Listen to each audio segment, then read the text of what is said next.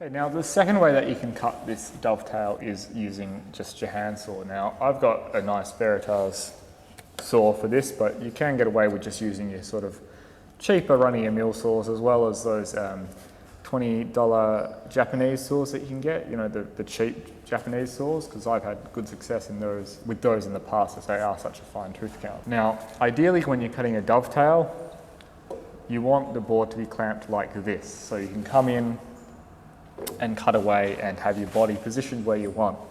Now, because our workpiece is so long, this method isn't going to work, and you're going to have to rely on the board being flat. So I'll show you the traditional method on one side of this dovetail, and then I'll show you the method you would have to use on the other side of the dovetail.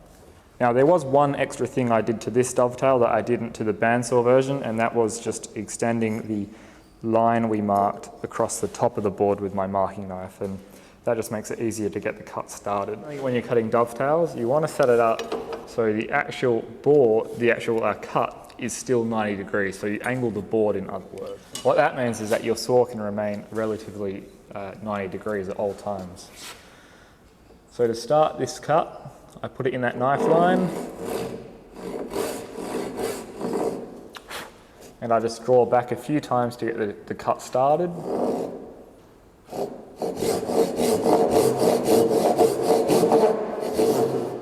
And then I just slowly tilt the saw forward until I have a nice straight cut along the top of the board. Now, when I'm cutting dovetails by hand, I like to stay just away from the line. So I don't try and split the line, because I don't think my saw control is quite at that level yet. So I stay just away from the line, and then once it's cut, I'll use my chisels to finish it off.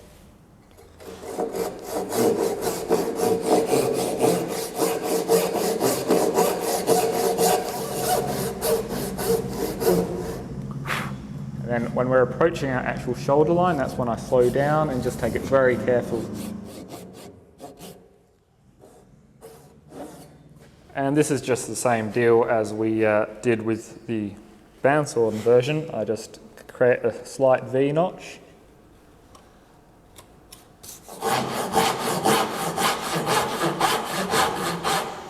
So once again, I just look at my reflection all the time, make sure that my saw, that it looks like the wood is running through the saw and not, you know, on an angle, and we'll know that I'm cutting relatively straight. And then if there's any wispy bits left over, I just use a sharp chisel. Now, it's pretty unlikely that you'll be able to use that same upright method for your piece, because, well, it's quite long. So what you're probably going to be left with is having to do it like this. So a situation where the board is flat on your bench and you're actually sawing from below. A lot more difficult. Your body's kind of fighting you, because the saw doesn't want to stay nice and straight. You don't want to cut straight. But at the end of the day, if it's what you have to do, it's what you do. So just like before, we've got knife lines, we can see our lines, and we just aim to try and split it. So we start the cut on the corner, in the knife line for the end grain here.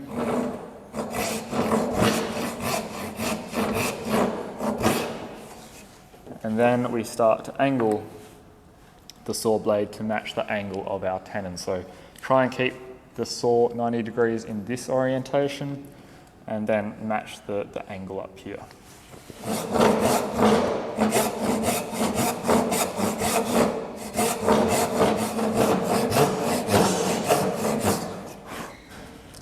Now, when I'm cutting this, I'm focusing on the top line here, and my saw is angled slightly forward.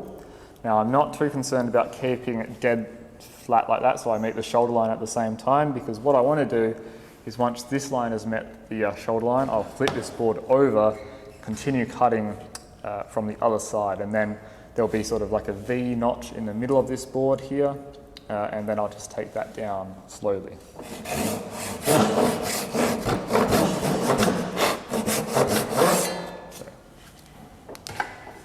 Okay, so I'm almost at the shoulder line on this top side. So now I'll flip it over and continue from this side.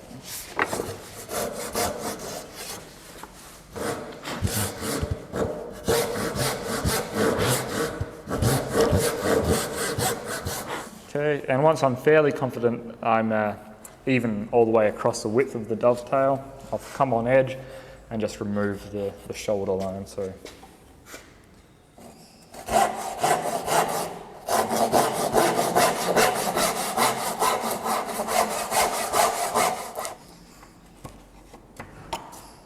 now hopefully you still have your knife line in place, so it's quite an awkward angle, but if you do, that's when you just drop your chisel in and pare away.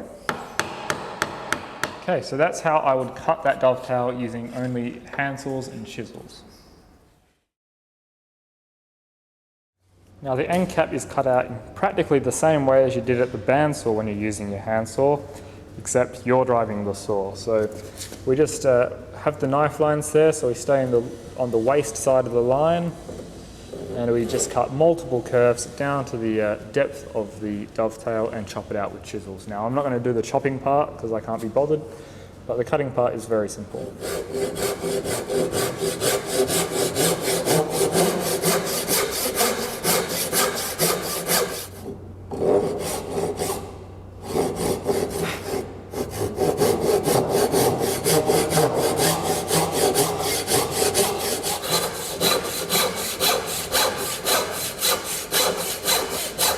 Anyway, I think you get the point. So it's exactly the same as doing it on the bandsaw, except you're cutting it instead of the bandsaw.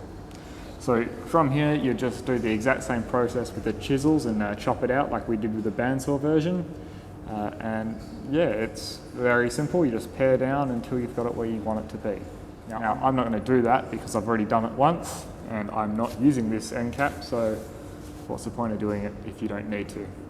Anyway, thanks for watching. Subscribe to my channel if you haven't already, and like the video and comment and all that sort of stuff, and I'll see you in the next video.